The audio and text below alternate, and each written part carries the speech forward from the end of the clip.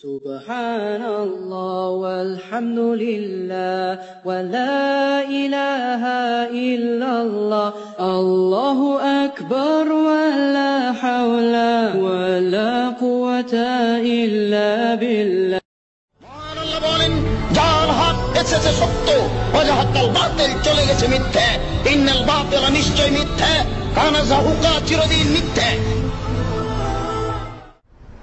এরপরে আল্লাহর রাসূল বলেন, ওয়ালা তাজাসসু, তোমরা মানুষের দোষ ত্রুটি উদ্ঘাটন করো না। মানুষের দোষ ত্রুটি উদ্ঘাটন করা মহাপাপ। রাসূল সাল্লাল্লাহু আলাইহি ওয়াসাল্লাম মানুষের দোষ ত্রুটি ঢেকে রাখার চেষ্টা করেছেন এবং যারা চেষ্টা করে তাদের জন্য সরাসরি জান্নাত ঘোষণা করেছেন। তিনি বলেছেন, মান সাতারাল মুসলিমিনা সাতারাহুল্লাহু ফিদ দুনিয়া ওয়াল আখিরা। কেউ যদি কোনো মানুষের দোষ ত্রুটি ঢেকে রাখে তাহলে আল্লাহ তার দোষ ত্রুটি ইহকালও ঢাকবেন, পরকালও ঢাকবেন। আপনার যতই পাপ হোক, আপনার যদি এই অভ্যাস থাকে যে মানুষের দোষ নিয়ে আপনি বলা বলি করেন না, তাহলে আপনার সব দোষকে আল্লাহ বিচারের মাঠে ঢেকে দেবেন। বিনিময়ে আপনার জান্নাত হবে। পরকালে তো ঢেকে রাখবেনই, ইহকালও রাখবেন। তিনি নিজে দোষ ত্রুটি ঢেকে রাখার প্রাণপণে চেষ্টা করতেন।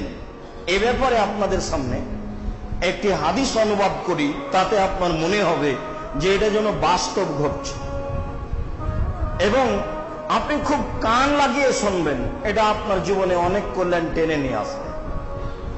মায়েজ আসলামী রাদিয়াল্লাহু তাআলা আনহু বলেন, আমি আল্লাহ রাসূলের নিকটে এসে বললাম, আল্লাহ রাসূল তাহেরনি, আমাকে পবিত্র করেন। তখন আল্লাহ রাসূল বললেন যে, এই যে বাড়ি ফিরে যাও, আস্তাগফিরুল্লাহ, আল্লাহর নিকটে ক্ষমা চাও, অতুব ইলাইহি, তুমি তওবা করো, তোমার পাপ ক্ষমা হয়ে যাবে। লোকটি চলে গেল। একটু গিয়ে আবার ফিরে এসে বলছে, আল্লাহ রাসূল তাহেরনি, আমাকে পবিত্র করুন। তখন আল্লাহ রাসূল বললেন, তুমি বাড়ি ফিরে যাও, আল্লাহর নিকটে ক্ষমা চাও, তুমি তওবা করো। লোকটি চলে গেল। কিছু পথ গিয়ে আবার ফিরে এসে বলছে, তাহিরনি ইয়া রাসূলুল্লাহ, হে আল্লাহর রাসূল, আপনি আমাকে পবিত্র করুন। তখন আল্লাহ রাসূল বললেন, ইরজে, তুমি বাড়ি ফিরে যাও, আস্তাগফিরুল্লাহ, আল্লাহর নিকটে ক্ষমা চাও, অতুব ইলাইহি, তুমি তার নিকটে তওবা করো। লোকটি চলে গেল। একটু গিয়ে আবার ফিরে এসে বলছে, আল্লাহ রাসূল, আমাকে পবিত্র করুন। তখন আল্লাহ রাসূল বলছেন, আবেহি জনন, লোকটি কি পাগল? আরে আমি বলছি তুমি চলে যাও, ক্ষমা চাও, তওবা করো। আমি বলছি চলে যাও, ও বারবার ফিরে এসে বলছে আমাকে পবিত্র করুন। তাহলে কি ও পাগল, আমার কথা বুঝে না? সাহাবীগণ বললেন, লাইসা বিমাজনুন, জি না, ও পাগল না, ও ভালো মানুষ, আমরা তাকে জানি বুঝি। তখন আল্লাহ রাসূল মন্তব্য করছেন, আর সারেবা খামরান, তাহলে সে কি মদ পান করেছে, তাই তার মস্তিষ্ক বিকৃত হয়েছে? সে আমার কথা বুঝে না কেন? ফাকামা রাজুলুন ফাস্তানকাহু, তখনই একটা লোক লাফ দিয়ে দাঁড়িয়ে তার মুখে নাক লাগিয়ে মুখটা সঙ্গে দেখে বলছেন, মা সারেবা খামরান, জি না, এ মদ পান করেনি, এ ভালো মানুষ। তখন আল্লাহ রাসূল বলছেন, আসানাইতা, তুমি কি জেনা করেছো? তখন সাহাবী বলছেন, জি, মানুষ যা বৈধভাবে করে আমি তা অবৈধভাবে করেছি, অতএব বিচার করে দেন। এই পর্যন্ত হাদিস অনুবাদ করার পরে আপনার বিবেকের সাথে আবার হাদিসের পিছনের দিকে ফিরে যাই। মরা পর্যন্ত এই হাদিস আপনাকে মনে রাখতে হবে জরুরি ভাবে, যে কোনো মূল্যে। হাদিসের বাকি অংশ থাক। এতক্ষণে আল্লাহ রাসূল বলছেন যে তুমি কি জিনা করেছো, এই কথা তিনি বললেন, তাহলে তিনি প্রথমে বুঝতে পেরেছিলেন ঘটনা এরকম কিছু আছে। কই, তিনি তো বললেন না প্রথমে কেন পবিত্র করব, ঘটনা কি? প্রথমবার বললেন না, দ্বিতীয়বার বললেন না, তৃতীয়বার বললেন না, চতুর্থবার বললেন না, চতুর্থবারে ফিরে এসেন না বলে বলছেন যে সে কি পাগল? এখনো তো আল্লাহ রাসূল বলতে পারেন যে ঘটনা কি।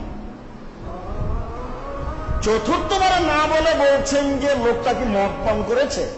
তার মানে আল্লাহ রাসূল এখনো বলছেন যে আমি তোমার ঘটনাটি জানতে চাচ্ছি না, তুমি ফিরে যাও।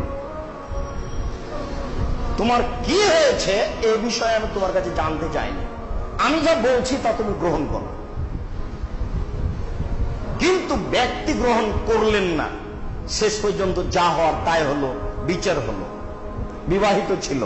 ঘটনা কি? মাইজুন মালিক গরিব মানুষ, একজন ধনী মানুষের বাড়িতে কাজ করত, তার নাম হোজ্জাল। হোজ্জালের স্ত্রীর সাথে মাইজুন মালিক অশ্লীল কাজে জড়িয়ে পড়ে। কথাটি মালিক জানতে পারেন। তখন হোজ্জাল তাকে বলেন, মাইজুন মালিক, ঘটনা যখন ঘটে গেছে তুমি আল্লাহ রাসূলের কাছে যাও, গিয়ে বিষয়টি পেশ করো, দেখো তো তিনি কি বলেন। মালিকের পরামর্শে মাইজুন মালিক রাসূলের কাছে এসে কথা প্রকাশ করলেন। শেষ পর্যন্ত যা হওয়ার তাই হলো। আল্লাহ রাসূল প্রাণপণে চেষ্টা করলেন তার দোষ ঢেকে রাখার, কিন্তু তা শেষ পর্যন্ত হলো না। তার পিড়াপিড়ির কারণে বিচার হলোই। কোন একদিন আল্লাহ রাসূল রাস্তায় হাঁটছেন আর হোজ্জাল রাস্তা দিয়ে আসছেন, মুখামুখি দেখা। অনেকদিন পরে মুখামুখি দেখা হলে আল্লাহ রাসূল বলছেন, হোজ্জাল লাউ সাতারতা খাবারা মাইজুন মালিক বিসাওয়াত লাকুনতা খায়রান কাসীর। হোজ্জাল, তুমি যদি মাইজুন মালিকের বিষয়টি তোমার কাপড়ে ঢেকে রাখতে তাহলে কত ভালো হতো। তোমাকে আমি কি দিয়ে বুঝাই, কত ভালো হতো এটা হিসাব করা যাবে না। ওখানে একটা ইসিম তাফসীর শব্দ ব্যবহার করা হয়েছে যা সবাইকে বোঝানো যাবে না। কত ভালো হতো তা হিসাব করা যাবে না, বেহিসাব ভালো হতো। তুমি যে কেন আমার কাছে পাঠালে, আমার কাছে কোনো কথা প্রকাশ হলে বিচার হয়, তবে আমি চেষ্টা করেছি, শেষ পর্যন্ত হয়নি। তুমি কেন পাঠালে? ওহ, তুমি যদি না পাঠিয়ে তার ঘটনাটা লুকিয়ে রাখতে তাহলে যে কত ভালো হতো। কি দিয়ে আপনাকে আমি এ হাদিস বুঝাই? বাঙালিদের চাল চলনের সাথে, আচরণের সাথে এ হাদিসের কোনো মিলই নেই।